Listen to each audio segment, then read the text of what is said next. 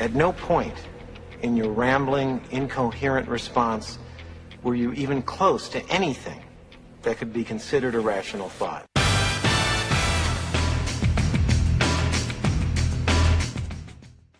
And welcome to the Author Brand Show. Today, I'm your host, Doug Crow. I've got a great guest on today. He's got a background and experience like you wouldn't believe, from being in New York and written a bunch of books. And he's got a topic here that I'm very fascinated to learn more about, and I think you'll be too. So welcome to our show today, Joe Nunziata. How you doing? Thank you, Doug. Thank you for having me. You bet. So one of the things we talked about before the show started was the idea of, a lot of people talk about sales and how they want to get into grind and calls and follow-up sequences. All that stuff is very important. But your book, Spiritual Selling, talks about something perhaps even more important or foundational, that if you don't have this one thing, that all the calls in the world might not work. So we're going to get to that in a minute to keep them around. I want to hear more about your background. I know you've got a tragic beginning and stuff, but go ahead and tell me, in a couple of minutes about your background, how you got involved in being an author and a coach.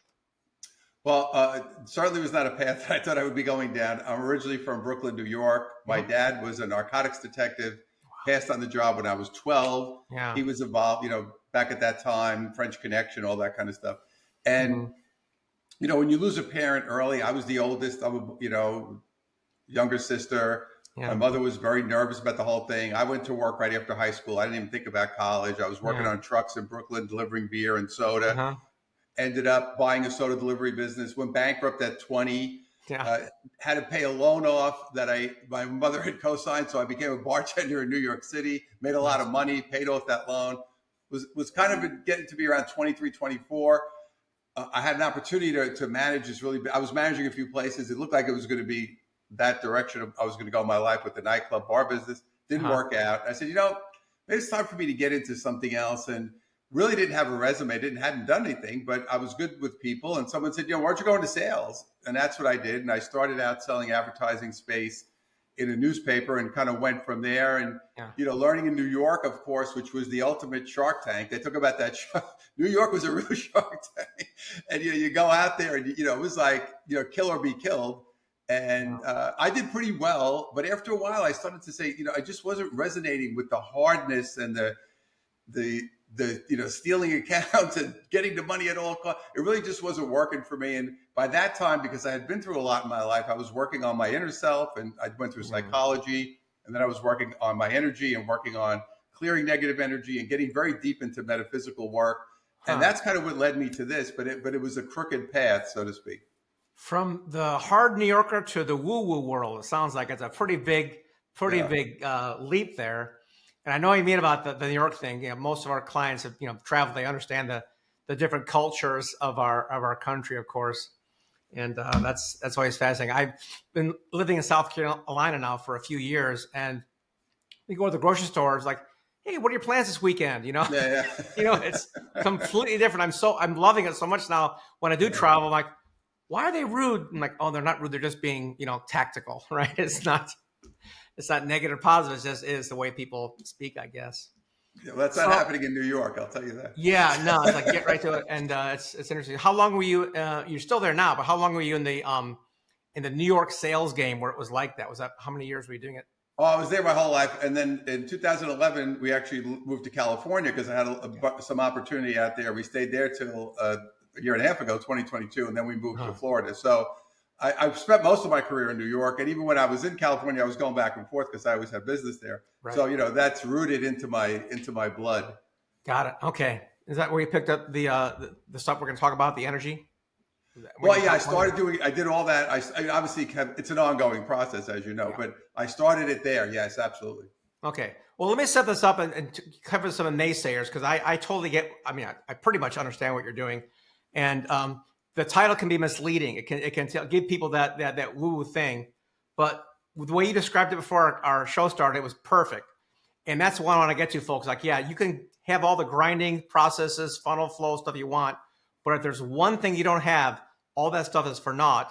And it's what Joe's going to share with us today. And that is, drum roll, energy alignment. If your energy is not aligned, you can work. And here's what happened, Doug, for me.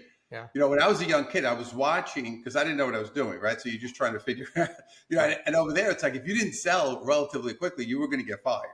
Yeah. So I'm watching like the best people, and I'm trying to figure out what they're doing, and I'm kind of getting a vibe, and I noticed right away that the top people were very different in their energy, and what I mean by that is, a lot of people there saying, "Oh, I hope I could get a deal," and these top guys, these top people, they were not hoping, they knew, they just had a different energy, a different feeling.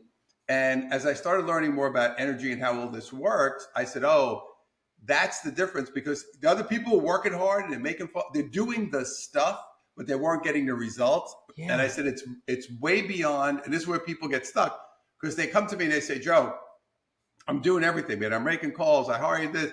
I'm doing marketing. They don't understand that without that piece, you're always going to be struggling." Okay. So it sounds like in some cases, and just to give it, the lowest level here to get people understanding it, the word energy, attitude, expectations, belief, there's a bunch of things that all play into it. How do you describe or quantify or define what energy is when it comes to interpersonal communication? So energy, when I started getting deeper into the work, energy is really emotionally based, and it's based on how you feel. So the way you feel creates your frequency, or what you would hear vibration. When people talk about law of attraction, that's what they're talking about. They're talking about frequency, which is actually quite scientific when you get into it. It's really a scientific philosophy and scientific practice. Yeah. So every person has energy that they're vibrating, and that's their frequency. So if your energy is, let's say mentally, I'm saying to myself, yeah, I want to go out and make a lot of money, but in my belief system and in my emotions, I don't actually feel that. And I just keep doing, because we're trained to problem solve. So what we do is say, okay, this didn't work, I'll try this. This didn't work, I'll try. And there's nothing wrong with that, because obviously inventors do that and we all do that. But it's the feeling of energy underneath that must be aligned with that. So it's almost like I have this desire to do X, but is my energy in alignment with, do I really feel that? Do I believe in myself? Do I believe it will happen? Do I feel good about it? If I don't, this is at a basic level, that I won't be able to get there or go in that direction. Right. And I don't know if you have the answer to this. If you don't have it, it's totally fine. But I always ask people about when I'm talking these discussions, because I'm a little bit of a nerd, right? So, okay.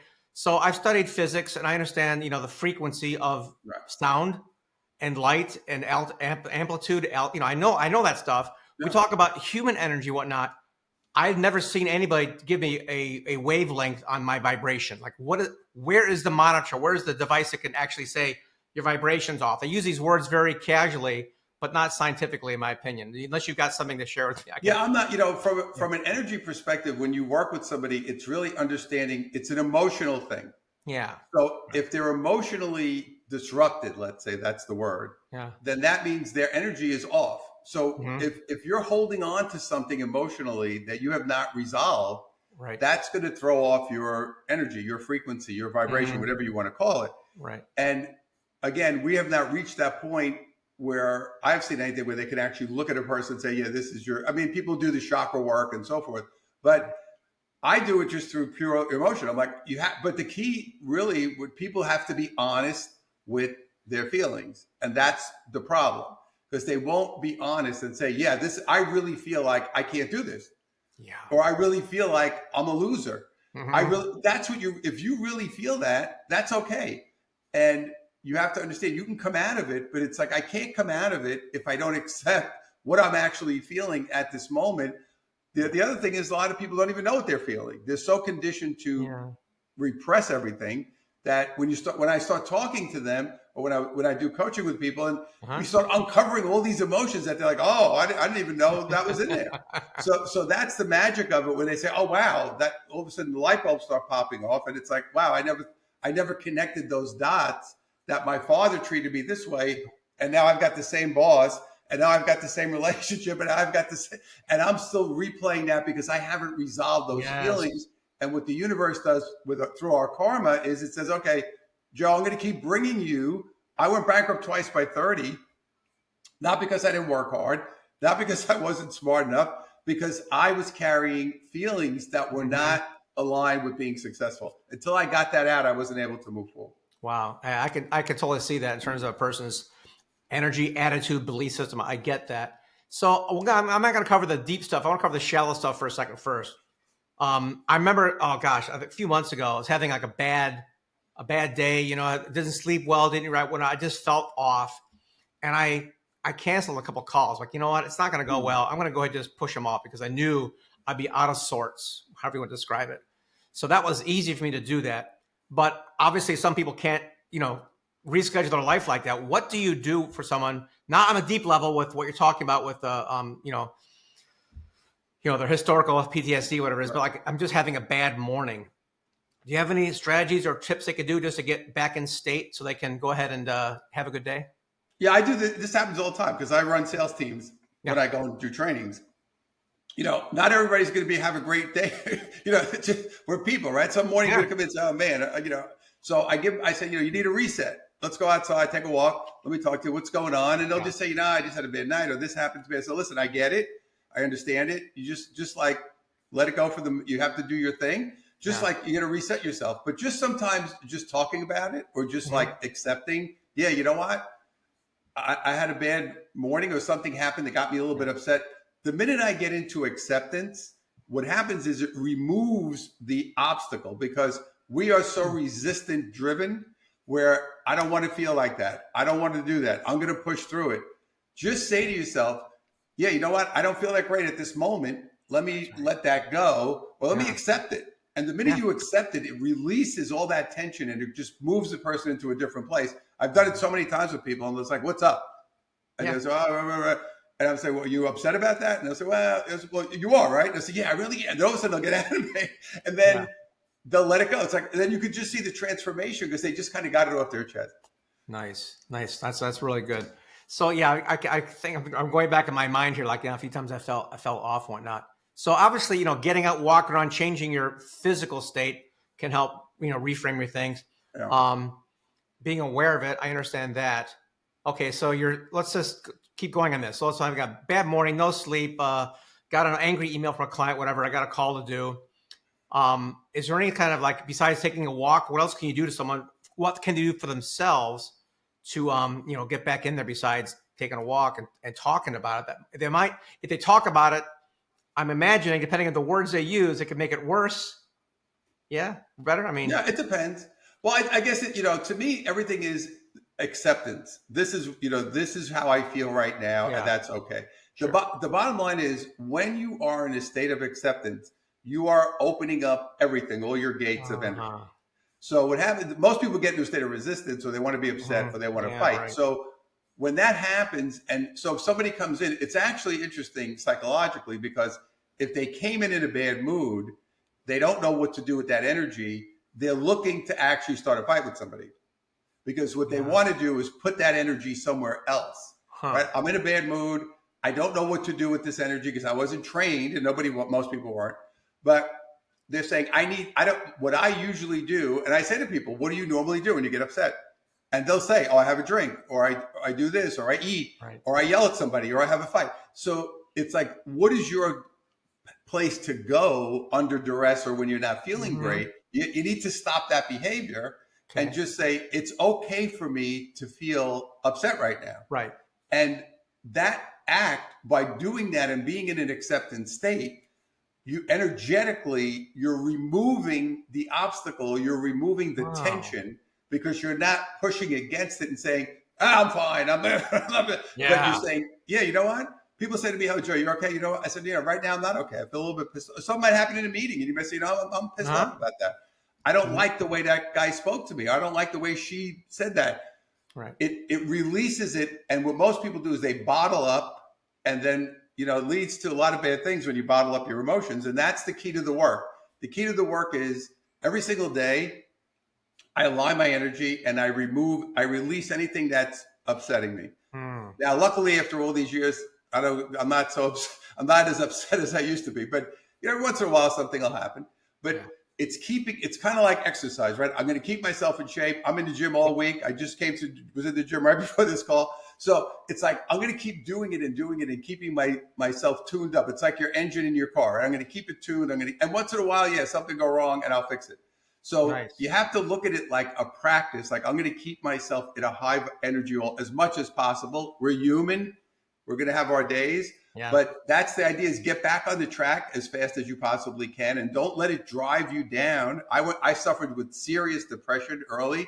I never took any drugs, or, I diagnosed, I saw myself. I said, I saw my dad had it. I said, I picked that up from him. I had to work through that depression myself. So, but I had to accept that I was depressed and I had that tendency. So I had to work on it, be aware of it, deal with those feelings, and then go forward. Wow. Okay. That makes sense. Yeah. If you relax and accept it, you're right. It's opening up the good and the bad. Like, I can talk about it, but also it'll open up other things. That makes sense. All right. Okay. Let's go into a story about that. Have any clients you've worked with that you could tell a scene of what happened to them, how they were able to turn around something? Well, so many people, because over the years doing this work with everybody has their issues that they'll work through. But one of the things I used to do with people when I work with I would do an event with small business owners, and one of the things, the exercises I always did with them, and I would say, okay, write down what your revenue is currently every year. Everybody wrote it down. So, and then I would take them into this little meditation. So one guy, you'll never forget, his name was Daryl. He writes down 500,000 a year. So I said, all right, what would be a number? Write down a number that would be like life-changing for you. That would be like just a really turn your whole life.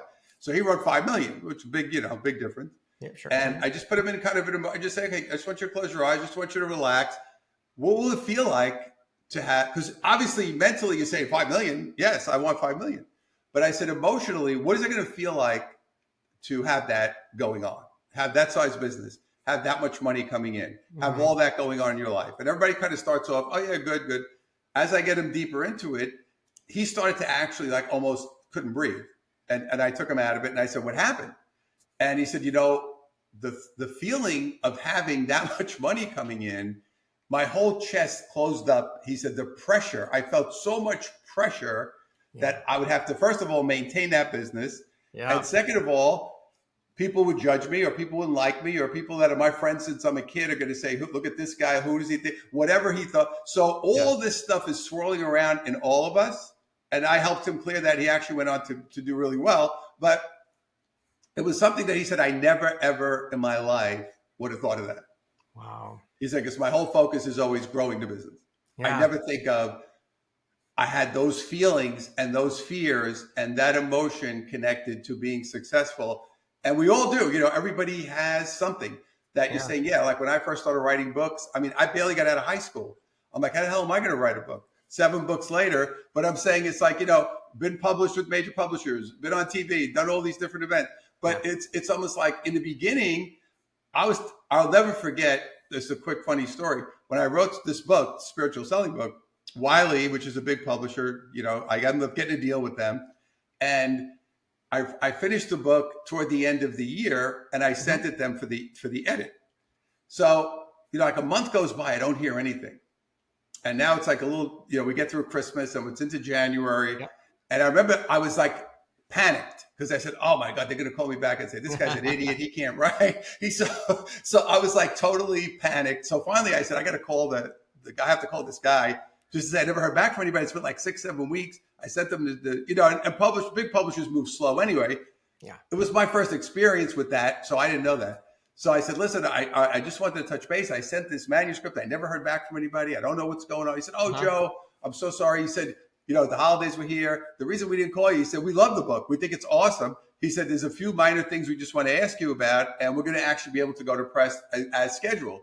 But my first thought was, here's the kid who failed English in high school who they're telling me, you can't do this. So we all have it, right? We all have it in us.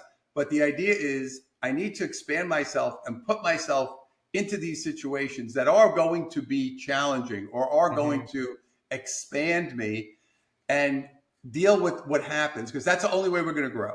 Right. And unfortunately, most people would rather play small, try to be safe.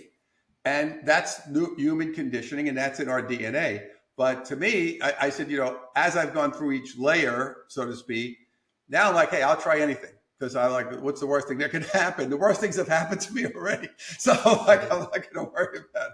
Yeah, I love working with veterans, or especially combat veterans, because they don't have any fear about getting hung up on. Like, I've been shot at. I don't care about not liking me. I was almost dead I worked with these guys in bars in New York, and they were like, we had people coming in, and there were fights. And I said, you guys okay? So, what are you kidding me? He said, this is a joke. This is like, oh my gosh! All right. Compared to that. You have the book handy? Can you want to show it to us now? Yeah, sure. Holding back here, the spiritual selling. There we go. Spiritual selling version 2.0.